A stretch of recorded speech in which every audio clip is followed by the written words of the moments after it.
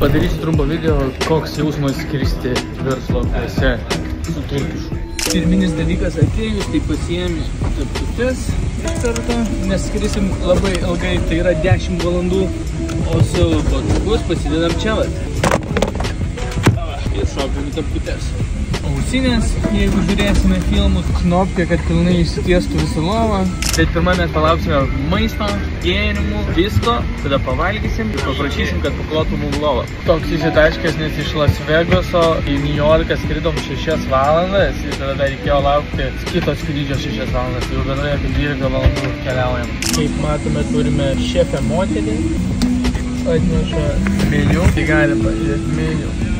Gėrimų, kiek nori, va čia tikrai litoksom, kiek nori galima gėrimų. Tiksliau, va čia tikras lietuvių meniu. Kiek nori galima šotus gerti, rakė, viskis, vodka, vynų pasirinkimas didžiausias. 5 Tai po truputį jau stalą ruošia, tokią va sriubytę atnešė.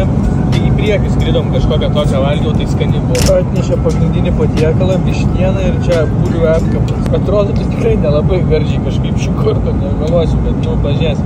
Arbatėlė, suklė kažkoks šokoladinis ir cheesecake. Thank you. Tokį va duoda kituką. Šiaip tai pasikeitė, buvo anksčiau kitokie, bet va ką mes čia turime.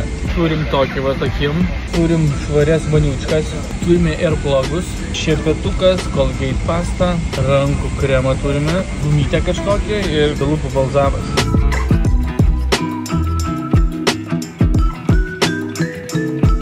Viskas, lovytė įsitiesiau mėgoti, kažkada pažadės, kada pusryčiai bus. Dar liko skristi 6 valandos ir 30 minučių iki Stambulo. Ir nuo Stambulo tada persinėmas